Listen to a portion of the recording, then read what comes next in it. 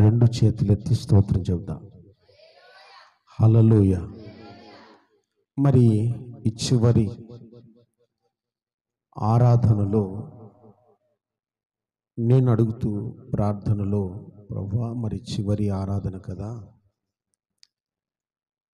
ఏ వాక్యం చెప్తే బాగుంటుంది, సంఘాన్ని ఏ వాక్యం ద్వారా బలపరచాలి లేక హెచ్చరించాలి అని అడిగితే పెండింగ్ ఫైల్ క్లోజ్ చేయమని చెప్పాడు. ఏం చెప్పాడు? ఇప్పుడు ఒక ఆఫీస్లో ఉంటాం, లేక ఒక పొలం పనిలో ఉంటాం. ఒకసారి మనం చేసే పని కంప్లీట్ అయిందా లేదా అని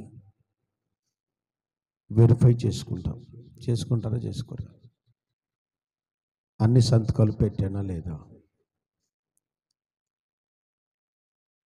లేదంటే ఈ అకౌంట్ క్లోజ్ చేశానా లేదా,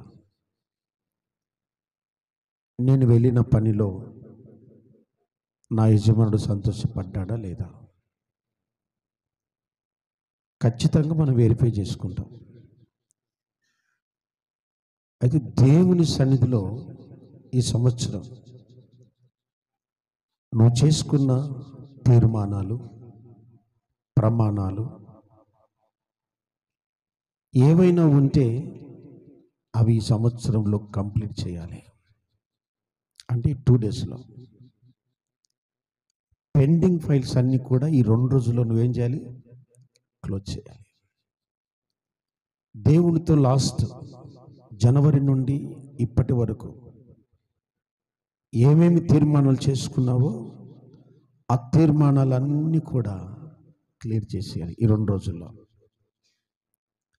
రెండవది, నువ్వు ఏదైనా రుణముగా దేవునికి కానీ సంఘానికి కానీ లేక నీ చుట్టుపక్కల ఉన్న ఇరుగు పొరుగు వారికి కానీ నీ కుటుంబంలో కానీ అప్పు ఉంటే, అప్పు అంటే డబ్బు అనే కాదు, అప్పు. పౌలు అన్నారు, నేను సువార్త విషయంలో రుణస్థుడను అన్నాడు. అందరికీ సువార్త ప్రకటించాను, ఒక ప్రాంతం వారికి సువార్త నేను ప్రకటించలేకపోయాను గనుక నేను వారికి రుణస్థుడను. ఒక అప్పు అనే కాదు, డబ్బు అనే కాదు, ఇక్కడ ఏదైనా కూడా అప్పు తీసుకోవచ్చు.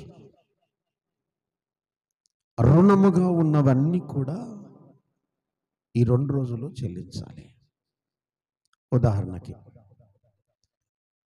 లాస్ట్ జనవరి నుండి లేక 6 months నుండి 1 month నుండి ఒకరికి నువ్వు సారీ చెప్పాలి. ఒకరికి నువ్వేం చెప్పాలి? సారీ చెప్పాలి, కానీ చెప్పట్లేదు. అది రుణం. ఫైనల్గా 3వ మాట, నీలో ఇంకా మార్పు ఏదైనా రాకపోతే ఈ 2 రోజుల్లో కంప్లీట్గా నువ్వు రూపాంతరం చెందాలి. ఈ 3 అంశాల మీద కొన్ని బైబిల్లో నుంచి కొన్ని ఉదాహరణలు. చేసిన మొక్కుబడులు చెల్లించటం. బైబిల్లో ఒక భక్తుడు ఉన్నాడు, ఆయన పేరు యోనా. యోనా మొక్కుబడి చేసుకున్నాడు, ప్రభువా నేను నీకు ఇలా చేస్తాను అలా చేస్తానని కొన్ని మొక్కుబడులు చేసుకున్నారు. చూడండి యోనా గ్రంథం 2వ అధ్యాయం 9వ వచనం. కృతజ్ఞతా స్తుతులు చెల్లించి నేను నీకు బలులు అర్పింతును, నేను మ్రొక్కిన మొక్కుబడులను చెల్లింపక. అది మీరు నోట్ చేసుకోవాలి. నేను మొక్కుకొనిన మొక్కుబడులను చెల్లించక మానను. నువ్వేమేం మొక్కుబడి చేసుకున్నావు లేక ప్రమాణం చేసావు? మొక్కుబడి ఎప్పుడు చేశాడు చెప్పండి? యోనా ఎప్పుడు చేశాడు? తర్షీసులో ఉన్నప్పుడు చేశాడా? నినివే పట్టణంలో ఉన్నప్పుడు చేశాడా? అది సంగతి. ఎప్పుడు? చేప కడుపులో ఉన్నప్పుడు చచ్చిపోతానేమో అన్న భయంతో మొక్కుబడి చేశాడు. మొక్కుబడి చేసేది ఎప్పుడంటే ప్రాణాపాయం మీదకి వచ్చినప్పుడు మొక్కుబడి చేస్తాం. నన్ను బ్రతికించితే నేను నీ సేవ చేస్తాను ప్రభువా, నా కుటుంబాన్ని కడితే నేను నీ సేవ చేసుకుంటాను ప్రభువా, నాకు ఈ ఉద్యోగం ఇస్తే నేను ఇలా చేస్తాను ప్రభువా, ఈ పరీక్షలలో నాకు విజయం కలిగిస్తే నేను ఇలా చేస్తాను ప్రభువా నీకు అని కొన్ని మొక్కుబడులు చేసుకుంటాను. ఇలాంటివి ఏదైనా మొక్కుబడి చేసుకున్నావంటే భక్తుడు అన్నాడు, చెల్లించక మానను అన్నాడు. ఆడేమో మొక్కుబడి చేస్తానని కృతజ్ఞత చెప్పి చెల్లిస్తాను ప్రభువా, ఇదివరకు ఏదైనా మర్చిపోయింటే నన్ను క్షమించు, నన్ను ఎలాగోకలాగా ఈ చేప గర్భంలో నుంచి బయటికి ప్రభువా అనేసి ఒక భయంకరమైన ఆర్తనాదమే చేశాడు. ఈ ఆర్తనాదమును దేవుడు ఆలకించి యోనాను నినివే గట్టున కక్కమని చెప్పి చేపకు సెలవిచ్చాడు. మొక్కుబడి చెల్లించాడా యోనా? చెల్లించలేదు. తిరుగుబాటు చేశాడు. దేవుని మీద ఏ తిరుగుబాటు చేశాడు? వీళ్ళే నన్ను ఎందుకు చంపలేదు, నువ్వు నినివే పట్టణస్థులను ఎందుకు చంపలేదు, అలాగైతే నన్నే చంపు అనేసి దేవుని మీద తిరుగుబాటు చేశాడు.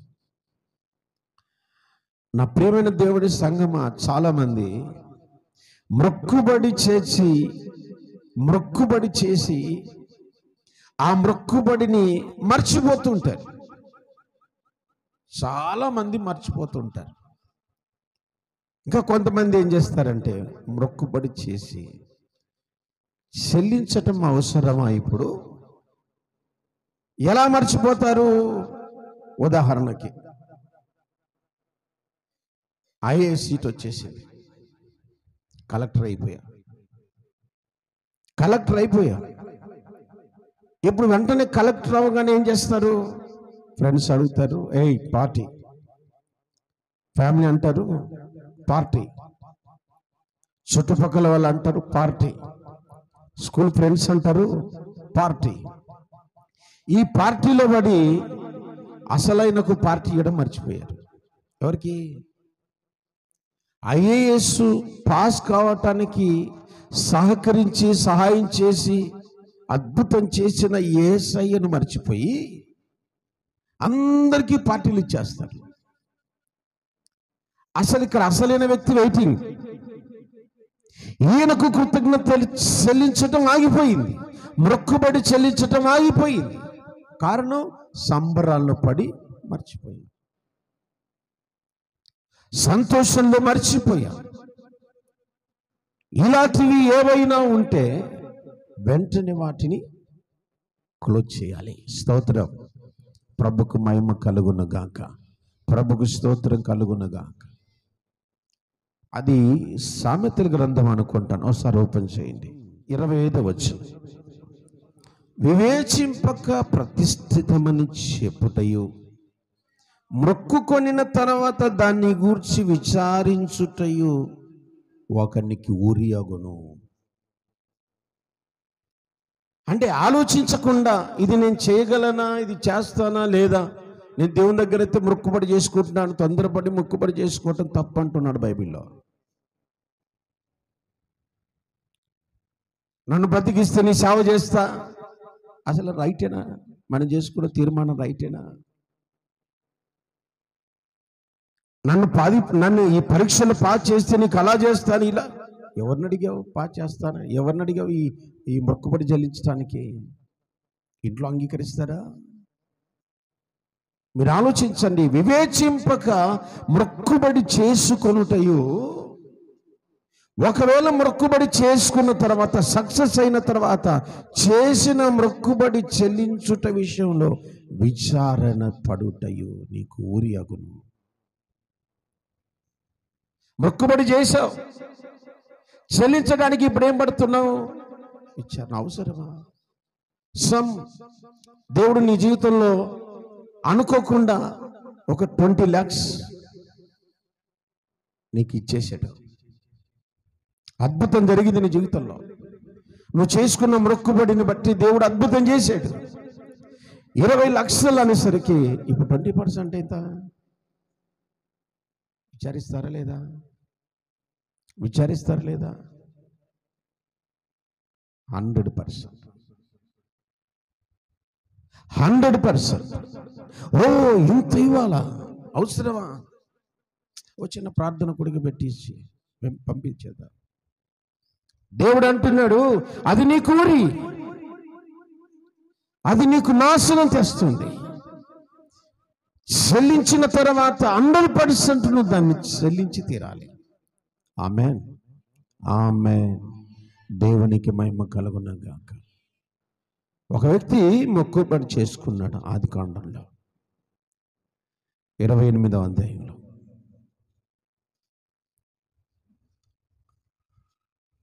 28వ అధ్యాయంలో ఒక వ్యక్తి చేసుకున్న మొక్కుబడి 20 వచనం నుండి చదువుదాం. అప్పుడు యాకోబు, నేను తిరిగి నా తండ్రి ఇంటికి క్షేమంగా వచ్చున్నట్లు దేవుడు నాకు తోడై ఉండి నేను వెలుచున్న ఈ మార్గములో నన్ను కాపాడి తినుటకు ఆహారమును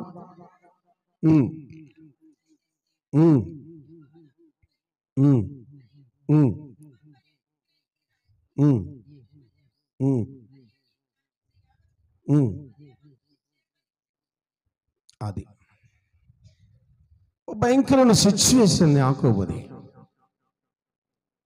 సపోర్టర్స్ ఎవరు లేరు, సహకరించేవారు ఎవరు లేరు. యాకోబు బాధ చెప్పుకోవటానికి పక్కన ఎవరు లేరు. బాధ పంచుకుంటే తగ్గిపోతుంది అంటారు కదా, ఎవరు లేరు. అట్టి సమయంలో దేవాది దేవుడు యాకోబునకు కల ద్వారా మాట్లాడుతూ వస్తున్నాడు. అప్పుడు యాకోబు 3 మొక్కుబడులు చేసుకున్నాడు. ఏంటి మొక్కుబడులు? దేవునికి ఒక కండిషన్స్ పెట్టాడు. నా తండ్రి ఇంటికి నేను క్షేమంగా నడిపించాలి. 2వది, వెలుచున్న మార్గంలో నువ్వు నన్ను కాపాడాలి. 3వది, అక్కడికి వెళ్ళిన తర్వాత అన్నము తక్కువ కాకూడదు, బట్టలు తక్కువ కాకూడదు. ఈ 3 నాకు సాయం చేస్తే నేను నీకు కూడా 3 మొక్కుబడులు చెల్లించాను. ఏంటి మొదటిది? నీవు నా బ్రతుకు దినములన్నీ కూడా నాకు దేవుడవై ఉంటావు. 2వది, ఇదిగో నేను పడుకొని ఉన్నా, నేను నిలిపి ఉన్న ఈ రాయి దేవుని మందిరంగా చేస్తాను. 3వది, నాకు ఇచ్చు యావత్తులో నేను 10వ భాగం నీకు ఇచ్చేస్తాను. నాకు ఈ 3 చేస్తే నేను ఈ 3 నీకు చెల్లిస్తాను. 20 సంవత్సరాలు వారి మేనమామ దగ్గర 20 సంవత్సరాలు బానిసగా ఉండి ఇలాగ బ్రతుకుతున్నప్పుడు దేవుడు మాట్లాడాడు, యాకోబు నువ్వు మొక్కుబడి చెల్లించవలసిన సమయం వచ్చింది, బేతేలుకు వచ్చేయన్నాడు. ఎవరు నువ్వు అని అడిగాడు. నేను బేతేలు దేవుడను అన్నాడు. ఉన్న పలంగాన్ని సర్దుకొని రాత్రికి రాత్రే మొక్కుబడి చెల్లించడానికి సిద్ధమయ్యాడు. దేవునికి స్తోత్రం, హల్లెలూయ. అద్భుత రీతిగా తన తండ్రి ఇంటికి తీసుకొచ్చాడు. యాకోబు జీవితంలో దేవుడు చేసిన మేలులన్నిటికీ ఏమేమి మొక్కుబడి చేసుకున్నాడో అవన్నీ కూడా చెల్లించినప్పుడు యాకోబు వంశావళిని మాత్రమే దేవుడు అద్భుత రీతిగా ఆశీర్వదించాడు. దేవునికి స్తోత్రం, దేవునికి స్తోత్రం.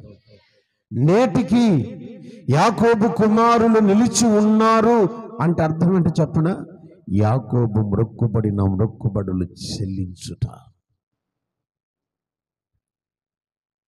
కొన్ని వేల సంవత్సరాల క్రిందట యాకోబు చెల్లించిన మ్రొక్కుబడులను బట్టి వారి వంశావళులు ఇంకనూ బ్రతికి ఉన్నారు. నేటికి బ్రతికి ఉన్నారు అనేదానికి జెరూసలేము ఒక నిదర్శనం, ఇశ్రాయేలు దేశం ఒక నిదర్శనం. నా ప్రియమైన దేవుని సంఘమా, నువ్వెప్పుడైతే మ్రొక్కుబడులను ఆపేస్తావో అది నీకు ఊరి. చెల్లించటం ఆపేస్తే నీకు ఊరి. అందుకే ప్రసంగిలో అంటాడు, చూడండి ప్రసంగి గ్రంథంలో 5వ అధ్యాయంలో భక్తుడు ఎంత మంచి మాట రాశాడు.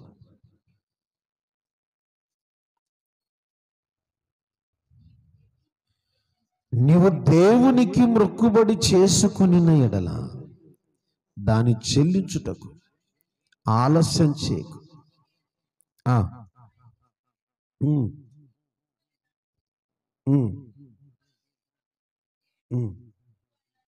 మ్రొక్కుకొని కుండుటయే మేలు. స్తోత్రం. నువ్వేదైనా తీర్మానం చేసుకుంటే దేవుని దగ్గర వెంటనే దాన్ని ఏం చేయాలి? చెల్లించాలి. ఆలస్యం వద్దు అంటున్నాడు. ఇప్పటికీ 12 నెలలు గడిచాయి.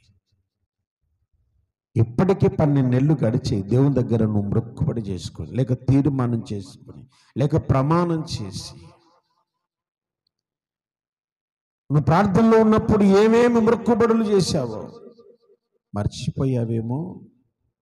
ఇంటికి వెళ్ళిన తర్వాత ఈ 2 days ప్రార్థనలో ఉండి, ప్రభువా నేను గడిచిన సంవత్సరములో నేను ఏదైనా మ్రొక్కుబడి చేసి మర్చిపోయి ఉంటానేమో, దయచేసి నాకు జ్ఞాపకం చేయమని చెప్పు. వెంటనే దేవుడు జ్ఞాపకం చేస్తాడు. ఆమేన్. ఆ విషయంలో నువ్వు రాజీ పడవద్దు. దేవునికి చెల్లించే విషయంలో నువ్వు రాజీ పడవద్దు. బైబిల్లో అన్నాను ఓ తల్లి ఓ మ్రొక్కుబడి చేసుకుంది, అయ్యా ఈ దీనురాలను ప్రేమించి ఒక్క మగబిడ్డనిస్తే వాణ్ణి నీకే ఇచ్చేస్తాను. వాడు నీ దగ్గర సేవ చేస్తాడు, నీ పాదాల దగ్గర ఉండిపోతాడు. వాడు నీకు ఇచ్చేస్తాను ప్రభు, ఇచ్చేయి అన్నాడు. దేవుని దగ్గర ఎప్పుడైతే మ్రొక్కుబడి చేసుకుందో వెంటనే దేవుడు ఏం చేశాడు? ఆన్ ద స్పాట్ నెక్స్ట్ ఇయర్కే దేవుడు అద్భుతం చేశాడు. అయితే ఆమె చేసిన తీర్మానం లేక మ్రొక్కుబడి చెల్లించిందా లేదా? పాలు విడిచిన దినమున కొడుకుని తీసుకెళ్ళి మందిరానికి వెళ్ళి సేవకుని పక్కన పెట్టింది. అయ్యా ఈ రోజు నుంచి వీడు నీ పక్కనే ఉంటాడు, మందిరంలోనే ఉంటాడు. పాలు విడిచిన దినం అంటే ఎన్నేళ్ళకు పాలు వదులుతారు చెప్పండి? కొంచెం తల్లులారు చెప్పండి.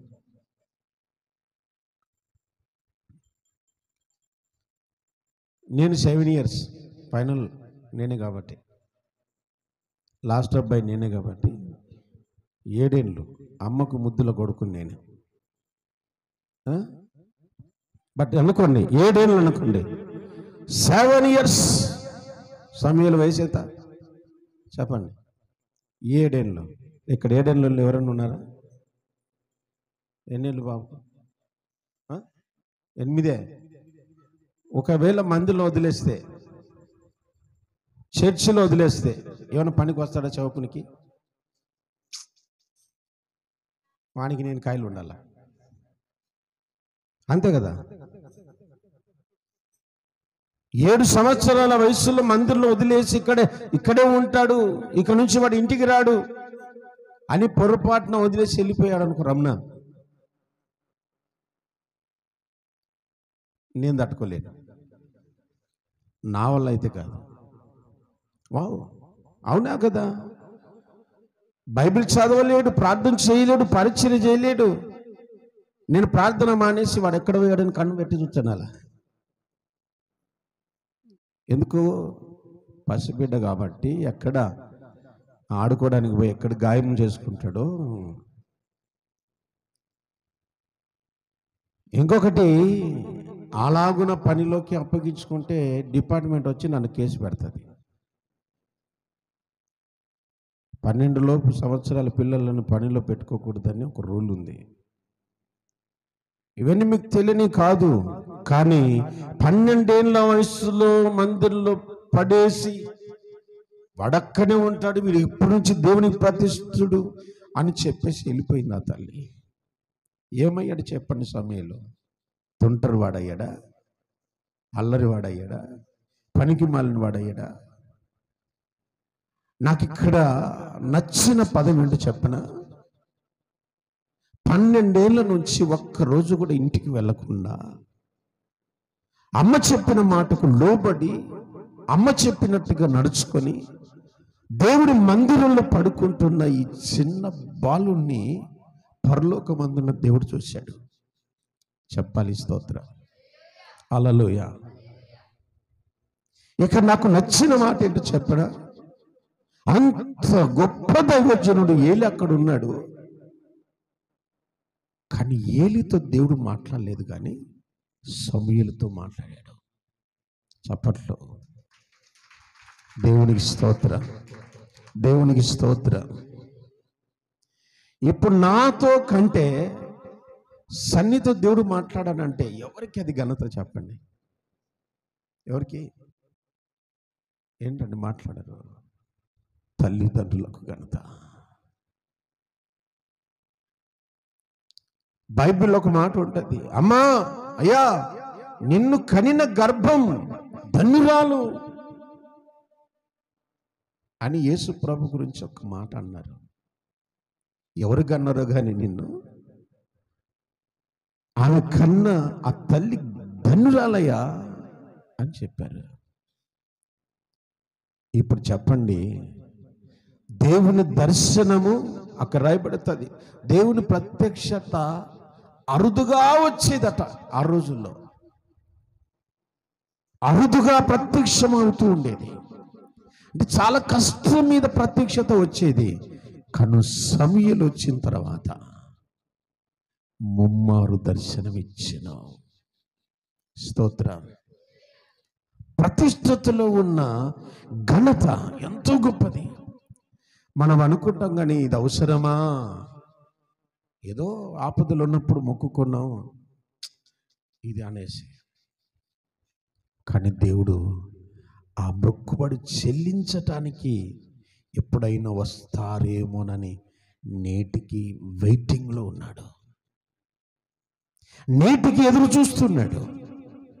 నువ్వేదైనా మొక్కుకొని ఉంటే ఈ 2 days, ఈ 2 రోజుల్లో తప్పకుండా దాన్ని చెల్లించడానికి నువ్వు ఏం చేస్తావో నాకు తెలియదు, ప్రయత్నం చేయాలి. ఆమేన్.